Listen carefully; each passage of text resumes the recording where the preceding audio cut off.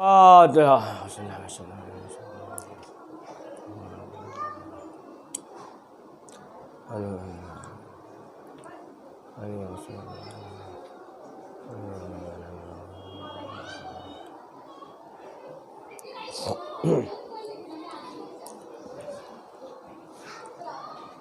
اعوذ باللہ من الشیطان الرجیم. بسم اللہ الرحمن الرحیم. الحمد للہ رب العالمین والصلاة والسلام علی اشرف الانبیاء المرسلین وشفیع المذنبین انیس الفقراء والمساکین سیدنا وحبیبنا وشفیع ذنوبنا وطبیب قلوبنا مولانا بالقاسم محمد ثم الصلاة والسلام علی آل الطیبین الطاہرین المعصومین ولعنۃ اللہ علی اعدائهم اجمعین من یومنا ھذا الی یوم الدین. اما بعد فقد قال اللہ تبارک و تعالی فی کتاب المجید و فرقان الحمید. بسم اللہ الرحمن الرحیم. قل لا اسألکم علیہ اجرا الا المودۃ فی القربى.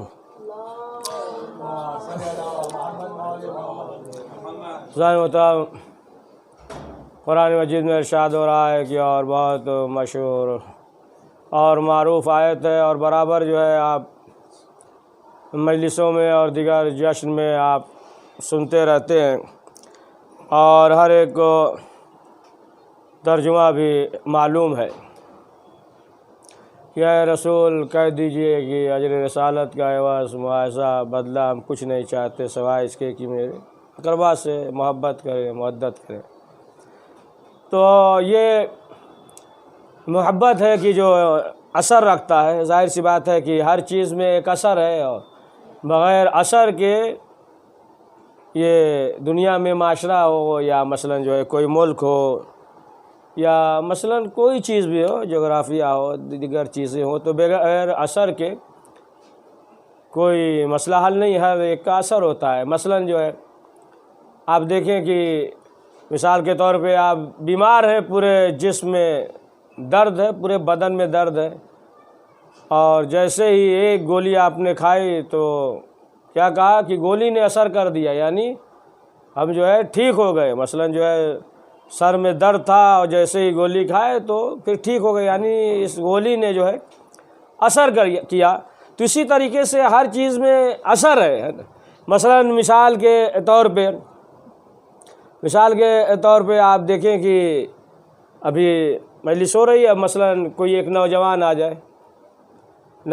آ جائے تو معلوم ہوا کہ ایک صاحب مثلا بیٹھے ہوئے ہیں بزرگ، اور دیکھا اس کی طرف، اور پھر اس کے بعد جو ہے وہ ہماری طرف دیکھنے لگے، یعنی پھر مجلس سننے لگے.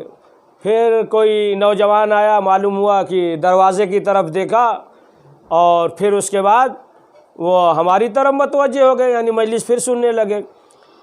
پھر دوسرا شخص مجلس میں آیا، ایک نوجوان، تو پھر اس کی طرف دیکھنے لگے، اور پھر جو ہے ہماری طرف متوجہ ہو گئے، مجلس سننے لگے. یہاں تک کہ پھر ایک نوجوان آیا. اب جب ایک نوجوان اور آیا تو اب جو ہے کیفیت بدل گئی، یعنی معلوم یہ ہوا کہ اب جو ہے پہلو بدل رہے ہیں، کبھی ادھر دیکھ رہے ہیں، کبھی، یعنی عجیب جو ہے اضطراب، بے قراری کی کیفیت. لیکن اب تک جو آتے رہے نوجوان تو بس ایک بار دیکھا دروازے کی طرف، اس کی طرف دیکھا، اور اس کے بعد جو ہے ہماری طرف دیکھنے لگے، مجلس سننے لگے. لیکن یہ جو نوجوان آیا آخر میں بعد میں تو بہت مضطرب تھے. تو اب مثلا جو ہے مجلس کے بعد ہم نے ان سے سوال کیا کہ یہ بتائیے کہ اب تک جو آتا رہا آپ جو ہے دیکھتے تھے اس کی طرف، پھر ہماری طرف متوجہ ہو جاتے تھے، لیکن آخر میں جو نوجوان آیا تو آخر کیا وجہ ہے کہ آپ جو ہے پریشان تھے، مضطرب تھے، پہلو بدل رہے تھے. تو کہے گا مسئلہ یہ ہے کہ دیکھیے اب تک جو آ رہے تھے تو بہرحال وہ تو سب ہمارے محلے کے تھے اور جانتے ہیں، لیکن جس لڑکے کو دیکھ کر ہم پریشان ہو گئے، یہ لڑکا جو ہے مثلا باہر تھا اور یہ ہمارا لڑکا ہے، ہمیں معلوم بھی نہیں، اور ہم نے ابھی دیکھا کہ آ گیا تو اب پریشان ہو گئے کہ آخر بات کیا ہوئی ہے، کیا وجہ ہو گیا کہ جو چلا آیا اطلاع نہیں ہے نا. تو یہ جو انسان کے دل میں جو یہ کیفیت پیدا ہوئی، جو یہ اثر پیدا ہوا، تو یہ کیوں؟ یہ جو ہے اولاد کی محبت کی وجہ سے. اور بھی جو ہے جوان اور لڑکے آئے، لیکن جو ہے وہ کیفیت پیدا نہیں کہ جو اسے دیکھ کر کیفیت پیدا ہوئی۔ تو ظاہر سی بات ہے کہ یہ چیزیں ہیں کہ یہ تاثیر رکھتی ہے، اثر رکھتا ہے۔ لیکن اب آپ دیکھیں کہ جتنے بھی اہل بیت معصومین علیہ السلام کے دور میں جو اصحاب جو چاہنے والے، تو ظاہر سی بات ہے کہ ہر شخص جو ہے وہ تو برابر نہیں ہو سکتا کہ مثلا یہ کہا جائے کہ جو دیگر اصحاب تھے، یا آپ دیکھیں جناب سلمان ہے یا ابو ذر ہے یا مقداد ہیں یا بے شمار جو ہے اصحاب ہیں، ہر ایک کا درجہ الگ الگ تھا۔ جناب سلمان کا جو ہے وہ 10 درجہ تھا نا، مثلا کہتے بھی ہیں نا کیا کہ ہائی اسکول پاس تھے، یہ بھی مثلا کہتے ہیں نا۔ اب اس سے آگے جو ہے کوئی درجہ ہی نہیں تھا، اگر اس سے آگے ہوتا ایمان کا درجہ تو پھر سلمان کو مل جاتا ہے 10 درجے پہ۔ اسی طریقے سے آپ دیکھیں کہ حذیفہ یمانی یہ بھی جو ہے امام کے چاہنے والے ہیں، لیکن اس زمانے میں امام کو ظاہری خلافت نہیں ملی تھی، اور ظاہری خلافت نہیں ملی تھی، بہرحال یہ جو ہے گزر رہے ہیں، تو ایک صاحب ایک مل گئے، بوڑھے صاحب ہیں نا، مل گئے، اور ملنے کے بعد جو ہے فوراً سلام کیا، اور سلام کرنے کے بعد سوال کیا کہ یہ بتائیے کہ کیا حال ہے، سب خیریت ہے؟ کہا ہاں سب ٹھیک ہے، کیا بات ہے؟ تو پھر پوچھا کہ کیسے مزاج ہے؟ کہا کہ اب مزاج کیا پوچھ رہے ہو نا، اب جو ہے تم سے ملاقات ہو گئی تو اب کیا بتائیں کہ مزاج کیا ہے؟ اب ظاہر سی بات ہے کہ تم ہی پہلے دکھ گئے۔ تو پھر اس نے کہا کہ یہ کیسی باتیں کر رہے ہو، یہ بتاؤ کہ تم جو ہے حق کو پسند نہیں کرتے؟ کہا کہ نہیں، حق کو جو ہے ہم پسند نہیں کرتے۔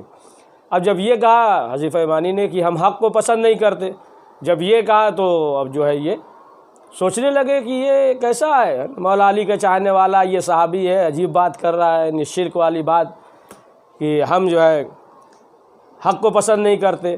ابھی یہی تھا کہ پھر کہہ دیا کہ ہم جو ہے فتنے کو دوست رکھتے ہیں، اور جب یہ کہا کہ فتنے کو دوست رکھتے ہیں تو اور جو ہے غضبناک اندر ہی اندر کہ یہ فتنے کو دوست رکھتا ہے۔ اب اس کے بعد کہہ دیا کہ ہم بغیر وضو کے عبادت کرتے ہیں۔ اب جب کہا بغیر وضو کے عبادت کرتے ہیں تو اور یہ جو ہے نا سوچنے لگا کہ دیکھو یہ بغیر وضو کی عبادت کرتے ہیں۔ کہا جس چیزوں کو ہم نے نہیں دیکھا ہے ہم اس کی گواہی دیتے ہیں۔ کہا یہ عجیب انسان ہے، جب انسان جو ہے کسی چیز کو دیکھے گا تبھی تو گواہی دے گا نا، کہ فلاں شخص جو ہے آیا تھا یا فلاں شخص تھا، یہ تو کہہ رہا جس چیز کو ہم نے نہیں دیکھا ہم اس کی جو ہے گواہی دیتے ہیں۔ اب یہ سوچنے لگا، پریشان ہوا کہ یہ جو ہے عجیب مسئلہ ہے کہ جو چیز نہیں دیکھا گواہی دیتے۔ پھر کہا کہ جو چیز جو ہے خلق نہیں ہوا ہم اسے جو ہے حفظ کرتے ہیں۔ تو کہا جب چیز ہی خلق نہیں ہوا تو حفظ کرنے کی کیا ضرورت ہے؟ پھر اس کے بعد کہا کہ دیکھو جو چیز زمین پہ ہمارے پاس ہے آسمان پہ اللہ کے پاس نہیں ہے۔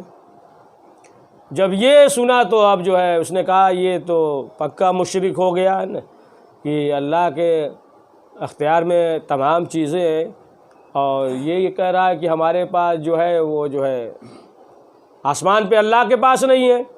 اب کہا کہ تم چلو، تم جو ہے مولا کے پاس چلو، تم جو ہے شرک ہے نا کفر بک رہے ہو تو مولا کے پاس چلو، کیسی بات ہے تم کہہ رہے ہو حق کو پسند نہیں کرتے، فتنے کو دوست رکھتے ہیں، چلو۔ اب جو ہے وہ شخص آیا ابو الحسن کے پاس، کہا کہ مولا دیکھیے یہ کیسے کیسے آپ کے چاہنے والے اور ماننے والے ہیں، شرک باتیں کر رہا ہے۔ مولا نے کہا کہ کیا بات ہے؟ کہا کہ دیکھیے یہ کہہ رہے ہیں کہ ہم حق کو پسند نہیں کرتے۔ امام نے کہا صحیح کہا ہے۔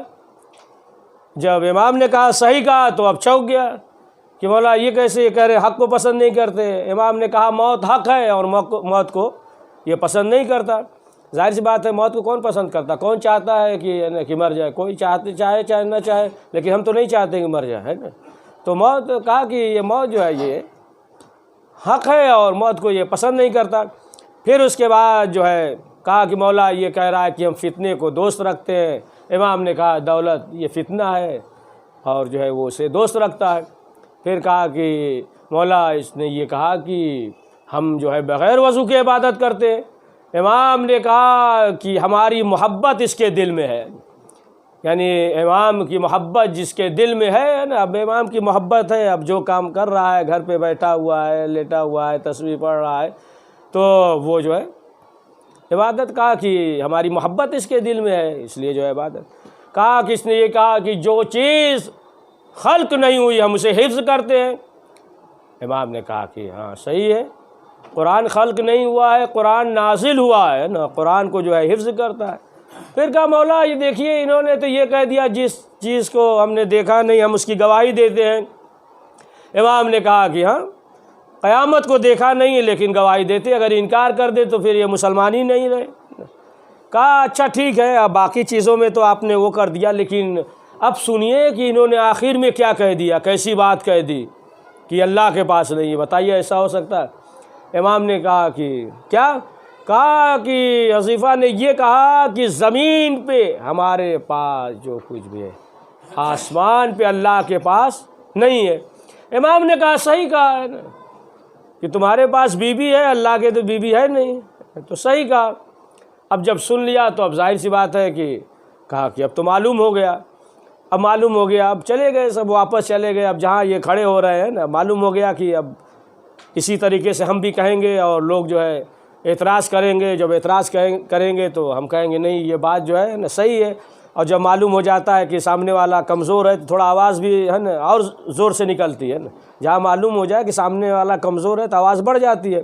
اب یہ جو ہے سمجھ گئے کہ یہ سب جو ہے پریشان ہو جائیں گے، انہیں کیا معلوم، اب جو ہے یہ چلا رہے ہیں، سب کے سامنے بات کر رہے ہیں، گفتگو کر رہے ہیں، کیا کہنا ہماری بات ہے، ہمارے پاس جو کچھ زمین پہ اللہ کے پاس آسمان پہ نہیں ہے۔ تو کہا کہ تم یہ کیا کر رہے ہو؟ تو کہا کہ یقین نہیں ہے تو چلو ابو الحسن کے پاس، علی کے پاس چلو۔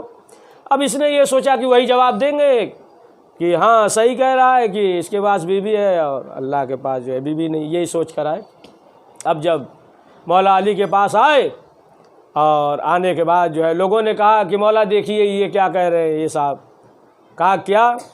کہا کہ ہاں مولا ہم نے تو یہی کہا کہ زمین پہ جو کچھ ہمارے پاس ہے آسمان پہ اللہ کے پاس نہیں ہے۔ امام نے کہا صحیح ہے، زمین پہ تمہارے پاس ظلم ہے نا، تم ظلم کرتے ہو، لیکن اللہ جو ہے وہ کسی پہ ظلم نہیں کرتا ہے۔ اب ظاہر سی بات ہے کہ جب جواب سنا تو اب جو ہے نا شرمندہ ہوئے چلے گئے، یہ تو سوچا تھا کہ اسی طریقے سے جو ہے مولا علی جواب دیں گے، لہٰذا آپ دیکھیں کہ کس طریقے سے مولا علی حضرت علی ابن ابی طالب علیہ السلام پاس جو آتے تھے اور کس طریقے سے جو ہے، یا کوئی بھی مسئلہ ہو یعنی یا فلسفی مسئلہ ہو یا مثلا جو ہے کوئی بھی مسائل ہو، کس طریقے سے آتے تھے اور امام جو ہے اس طریقے سے بیان کرتے تھے کہ ظاہر سی بات ہے کہ وہ جو مخالف بھی ہوتا تھا وہ بھی تسلیم کرنے پہ مجبور ہوتا تھا، جیسا کہ خود مولا علی حضرت علی علیہ السلام کے زمانے میں، مولا کے زمانے میں ایک بادشاہ تھا، ظاہر سی بات ہے دولت بہت تھی اور صرف جو ہے ایک لڑکی تھی اور لڑکے تھے نہیں، تو بادشاہ نے یہ کہا کہ جو 3 غلام ہیں، تو کہا کہ ہمارے مرنے کے بعد جو ہے ایک سے ہماری لڑکی کا عقد کر دیا جائے گا اور ایک کو قتل کر دیا جائے اور ایک کو آزاد۔ تو یہ چیز اس نے کہہ دیا بادشاہ نے۔ اب جو ہے لکھا تو تھا نہیں، تحریر کیا نہیں تھا، بہرحال بادشاہ کا انتقال ہو گیا۔ اب جب انتقال ہو گیا تو یہ جو 3 تھے اس کے غلام، اس میں تو ایک یہی تھا کہ شادی ہماری لڑکی سے ہوگی یا ایک کو آزاد کیا جائے گا، ایک کو قتل کیا جائے گا۔ اب جب بادشاہ کا انتقال ہو گیا تو مسئلہ یہ ہوا کہ کس سے شادی کی جائے، کوئی تحریر کر کے تو گیا نہیں تھا، بتا کر بھی نہیں گیا، بس کہہ کر چلا گیا۔ تو کہا کہ کس سے شادی کی جائے اور کسے جو ہے قتل کیا جائے، کسے جو ہے آزاد کیا جائے۔ اب لوگ سوچ رہے تھے، پریشان ہیں کہ بہرحال کسے قتل کیا جائے، آزاد کیا، داماد کون بنے۔ اب لوگ پریشان ہیں تو آخر کار جو ہے یہ مسئلہ مولا کے پاس لے کر آئے، اور جب مولا کے پاس آئے تو پھر مولا نے کہا کہ گھبرانے کی کوئی ضرورت نہیں ہے، پریشان ہونے کی کوئی ضرورت نہیں ہے۔ اب امام نے بلایا 2 افراد کو، اور بادشاہ کی جہاں قبر تھی امام نے 2 افراد کو وہاں پہ معین کر دیا۔ ظاہر سی بات ہے کہ قبر جو ہے وہ تو کھود ہی نہیں جائے گی، امام نے وہاں پہ 2 افراد کو معین کر دیا کہ اگر کوئی قبر کھودے تو روک لینا۔ 2 افراد کو وہاں پہ معین کر دیا۔ اب اس کے بعد جو ہے ادھر امام ہے اور 3 غلام ہیں۔ امام نے جو ہے کدار دیا اسے، ایک غلام سے کہا کہ جاؤ اور جانے کے بعد بادشاہ کی قبر کھودو۔ تو اس نے کہا کہ مولا معاف کر دیجئے، ہم جو ہے اس کی قبر نہیں کھود پائیں گے۔ پھر دوسرے سے کہا کہ جاؤ تم بادشاہ کی قبر کھودو۔ دوسرا شخص آدھے راستے تک گیا، پھر واپس آ گیا، کہا کہ مولا ہم جو ہے نہیں کھود سکتے۔ پھر اس کے بعد تیسرا شخص اس سے کہا کہ جاؤ۔ اب جب تیسرا شخص گیا تو قبر تک پہنچ گیا۔ جب قبر تک پہنچ گیا، اب اس کے بعد جو ہے امام نے سب کو بلایا، کہا کہ جو شخص گیا نہیں تھا اسے جو ہے بادشاہ کا داماد بنایا جائے گا۔ جو پہلے ہی ہاتھ اٹھا لیا تھا نا، معذرت کر لیا تھا، کہا جو اسے جو ہے بادشاہ کے داماد بنایا جائے گا۔ اور کہا کہ جو آدھے راستے تک گیا تھا اسے جو ہے آزاد کر دیا جائے، جو قبر تک گیا تھا اسے قتل کیا جائے گا۔ لیکن امام نے کہا کہ اسے جو ہے قتل نہ کرو، بلکہ جو غلام آزاد ہوا ہے اسے جو ہے اسی کی غلامی میں دے دو، ہے نا۔ یعنی معلوم یہ ہوا کہ یہ غلامی جو ہے کتنی جو ہے ذلت ہے۔ خود امام حسین نے فرمایا نا کہ ذلت کی زندگی سے عزت کی موت بہتر ہے نا۔ تو امام نے بتا دیا کہ یہ جو اس کا غلام ہو جائے گا، کہ جو خود غلام ہے اور جو ہے آزاد ہوا اس کا غلام ہو جائے گا، تو یہ بھی جو ہے ایک موت ہی کے مانند ہے۔ اب آپ دیکھیں کہ جیسا کہ ملتا ہے کہ تاریخ میں ہے نا کہ ایک صاحب نے جناب عبداللہ نے اس موقع پر کہہ دیا تھا کہ یہ امام حسن نے غلام کہہ دیا، کہا غلام کہا ہے تو لکھوا کر لے کر آؤ، ہے نا، لکھوا لو، یہ جو ہے بعد میں کام آئے گا کہ ہمیں جو ہے انہوں نے غلام کہا ہے نا۔ تو اب آپ دیکھیں کہ معلوم یہ ہوا کہ جو ظاہر سی بات ہے کہ جو اہل بیت معصومین علیہ السلام کا جو ہے جو غلام ہے، اہل بیت معصومین علیہ السلام کے جو چاہنے والے ہیں، اہل بیت معصومین علیہ السلام کے جو محب ہیں، تو ظاہر سی بات ان کے لیے تمام چیزیں آسان ہوتی ہیں۔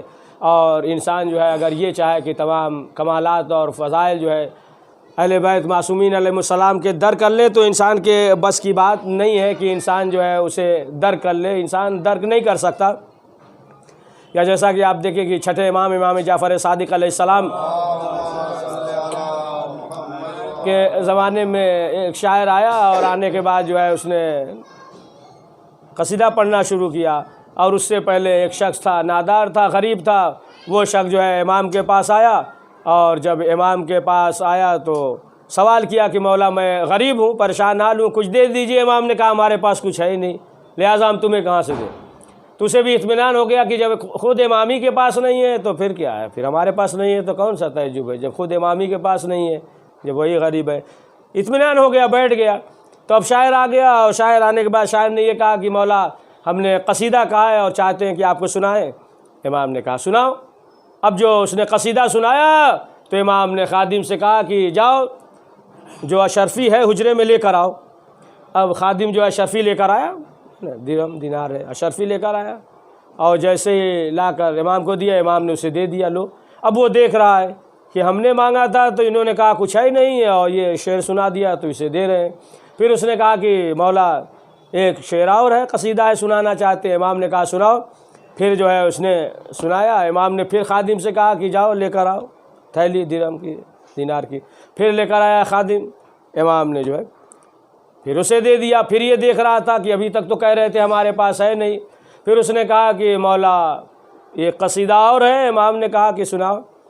اب جو سنایا تو امام نے پھر حکم دیا، پھر لا کر اسے دے دیا۔ اس نے کہا کہ مولا ہم نے جو ہے آپ کی خوشنودی کے لیے کہا تھا، سنایا، اور پیسے کی، درہم اور دینار کی کوئی ضرورت نہیں ہے، مولا جو ہے بس یہ ہے کہ آپ خوش ہو جائیں۔ آپ خوش ہو گئے تو امام نے پھر خادم سے حکم دیا کہ لے جاؤ وہیں پہ رکھ دو۔ اب اس کے بعد وہ چلا گیا، وہ شاعر جو ہے چلا گیا۔ اب جب چلا گیا تو اس شخص نے کہا کہ مولا ہم نے مانگا تھا تو آپ نے کہا تھا کہ ہمارے پاس کچھ ہے نہیں، اور وہ جو ہے قصیدہ سنا دیا ہے نا، تو آپ جو ہے اسے جو ہے دینے لگے۔ تو امام نے کہا کہ چلو دیکھ لو۔ اب حجرے میں آیا، حجرے میں دیکھتا ہے تو کچھ بھی نہیں ہے، چاروں طرف دیکھا کچھ بھی نہیں۔ کہا کہ مولا ابھی تو آپ نے دیا تھا اسے، ہم نے مانگا تھا، آپ نے کہا ہمارے پاس ہے نہیں، اور ابھی دیا تھا اور آپ نے جو ہے پھر حجرے میں بھیجا۔ تو امام نے کہا کہ دیکھو جس وقت ہم نے کہا تھا کہ نہیں ہے تو اس وقت نہیں تھا، ہے نا، اور جب کہہ دیا تو جو چیز نہیں تھی وہ چیز جو ہے وجود میں آ گئی ہے نا۔ امام نے فرمایا کہ دیکھو یہ جو ہے امامت کا اہل بیت معصومین علیہ السلام کے ایک ہلکی سی جھلک ہے نا، ایک ہلکی سی جھلک ہے۔ ہاں عزیزان محترم، زیادہ وقت لینا مقصود نہیں ہے، دیکھیں کہ یہ ایام گزر رہے ہیں، 8 محرم بھی گزر گئی۔ ہاں عزادارو، امام حسین نے فرمایا کہ ہمارا چاہنے والا ہمارا نام نہیں سنے گا مگر رو دے گا۔ کربلا کا ایک واقعہ ہے، یہ ایک شخص تھا کہ جو کربلا میں ذریعہ امام حسین پکڑ کر دعا کر رہا تھا، کہہ رہا تھا کہ مولا ہمارے پاس اولاد نہیں ہے، لہٰذا ہم یہ چاہتے ہیں کہ ایک بیٹا ہو اور وہ بیٹا جوان ہو جائے اور جب 18 سال کا ہو جائے تو پھر وہ مر جائے۔ مولا ہم یہ چاہتے ہیں دیکھیں تو جوان بیٹے کا داغ کیسا ہوتا ہے۔ کہا اس طریقے سے اس نے دعا کی تو ایک عالم مقدس وہیں تھے، جب انہوں نے سنا تو وہ تڑپ گئے۔ انہوں نے یہ کہا کہ اس طریقے سے ہم بھی دعا نہیں کر سکتے ہیں کہ یہ اس طریقے سے دعا کر رہا ہے، مولا اولاد نہیں ہے، ایک بیٹا دیجئے اور وہ جوان ہو جائے، 18 سال کا ہو جائے تو مر جائے، تاکہ ہمیں تو احساس ہو کہ جوان بیٹے کا درد کیسا ہوتا ہے۔ تو انہوں نے، یہ جو عالم تھے، انہوں نے کہا کہ واقعاً اس کی دعا قبول ہوگی۔ اب اس کے بعد جب وہ کربلا سے نکلا تو یہ بھی ساتھ میں نکلے، سلام پیغام کیا، یہاں تک کہ دوستی ہو گئی، دوستی بڑھ گئی اور آنا جانا، گھریلو تعلقات ہو گئے اور عورتوں سے تعلقات آنا جانا، خواتین جو آ جا رہی تھی، گھریلو تعلقات ہو گئے، یہاں تک کہ چند دن کے بعد یہ معلوم ہوا کہ وہاں جو ہے صاحب اولاد ہو گیا۔ بہرحال وقت گزرتا رہا یہاں تک کہ 18 سال ہو گیا۔ تو انہوں نے کہا کہ جب 18 سال ہو گیا تو ہم نے کہا یقیناً اس کی دعا قبول ہوگی اور اس سال ہم محرم میں کہیں مجلس پڑھنے نہیں جائیں گے۔ انہوں نے کہا کہ ہم جو اس سال یہیں رہیں گے عشرے میں، تو وہ کہیں گئے نہیں۔ تو اتفاق سے اس جوان بیٹے کا باپ کربلا میں شہر میں بازار میں تھا، جھولا ہاتھ میں لیے ہوئے تھا اور کچھ خریدنے گیا تھا، تو ایک شخص دوڑتا ہوا آیا اور آنے کے بعد اس نے کہا کہ تمہارے بیٹے کا انتقال ہو گیا۔ تو انہوں نے کہا کہ جیسے یہ سنا بیٹے کا انتقال ہوا، جھولے کو پھینکا، دوڑتا ہوا گھر پہ آیا، اور جب گھر پہ آیا تو کیا دیکھتا ہے کہ میت ہے، اوپر جو ہے چادر ہے۔ اب اس نے جو ہے چادر کو ہٹایا تاکہ ہم پیشانی کا بوسہ لے لیں، چادر کو ہٹایا، اپنے ہاتھ کو بلند کیا، پروردگار کی بارگاہ میں کہا کہ پروردگار ہمیں معلوم ہو گیا کہ جوان بیٹے کا درد کیسا ہوتا ہے۔ چادر کو ہٹایا، ہٹانے کے بعد یہ جھکا اور جھکنے کے بعد پیشانی کا بوسہ لیا۔ عزادارو جھک تو گیا لیکن اٹھ نہ سکا، اور جب تک زندہ رہا عصا کا سہارا لیتا رہا، عصا کے سہارے چلتا رہا۔ ہاں عزادارو، خود امام حسین سے جب کسی نے سوال کیا کہ مولا یہ بتائیے کہ باپ کے لیے سب سے زیادہ خوشی کا موقع کون سا ہوتا ہے، امام نے کہا کہ جب اس کا جوان بیٹا اس کی آنکھوں کے سامنے ٹہلے۔ ہاں عزادارو، ایک معظمہ نے خواب میں دیکھا تھا کہ ایک بی بی ہے کہ جنہیں قرار نہیں ہے، وہ بی بی کبھی ادھر بیٹھتی ہیں، کبھی ادھر بیٹھتی ہیں، کبھی اس خیمے میں کبھی اس خیمے میں۔ تو اس معظمہ نے سوال کیا کہ بی بی یہ بتائیے کہ آپ کون ہیں؟ کہا کہ ہم مادر علی اکبر ام لیلہ ہے۔ کہا بی بی یہ بتائیے کہ یہ بے قراری کب سے ہے؟ کہا نہ پوچھو، جب سے 18 سال کا اکبر میرا بیٹا کربلا میں سو گیا۔ ہاں عزادارو، شہزادی زینب نے جوان کر کے، یعنی جب علی اکبر کی ولادت ہوئی، امام حسین ہر ایک کو بانٹ رہے تھے، تحفہ دے رہے تھے، اور شام کو شہزادی زینب آئی، جب رات ہوئی تو کہا بھیا میں آپ سے کچھ مانگنے آئی ہوں، سوالی بن کر آئی ہوں۔ امام نے کہا کہ بہن زینب مانگو، کیا مانگنا چاہتی ہو؟ شہزادی نے کہا بھیا علی اکبر کو ہمیں دے دیجئے، زینب پالنے والی ہو جائے۔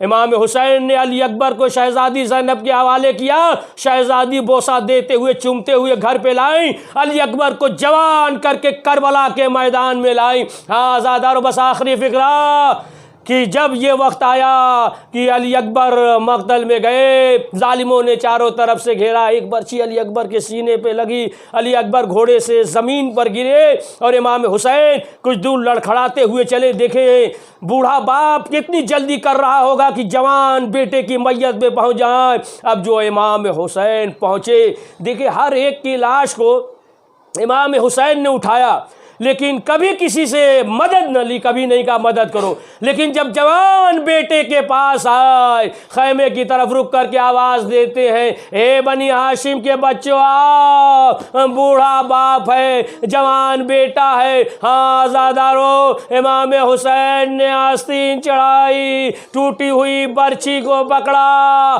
آسمان کی طرف رک کرتے ہیں، آواز دیتے ہیں، اے خلیل خدا آؤ، تم نے اپنی آنکھوں پہ پٹی باندھی تھی، حسین علی اکبر کے سینے سے برچھی کھینچ رہا ہے۔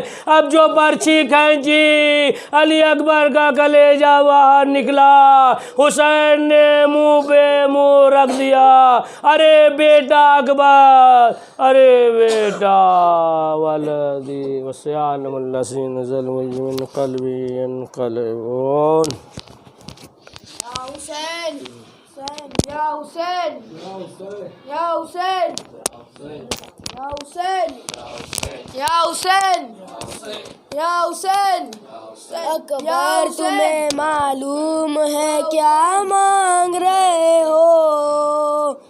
تم باپ سے مرنے کی رضا مانگ رہے ہو، عالم غربت میں تمہیں جان دوں کیسے، دشت مصیبت میں تمہیں جان دوں کیسے، وقت قیامت میں تمہیں جان دوں کیسے، اے لال جو تم اس وگا مانگ رہے ہو، تم باپ سے مرنے کی رضا مانگ رہے ہو، اکبر تمہیں معلوم ہے کیا مانگ رہے ہو، باپ سے مرنے کی رضا مانگ رہے ہو، کیا گزرے گی اس باپ کے دل پر نہیں سوچا، تم نے یہ میری جان علی اکبر نہیں سوچا، مر جاؤں گا میں تجھ سے بچھڑ کر نہیں سوچا، تم مجھ سے ضعیفی کا عصا مانگ رہے ہو،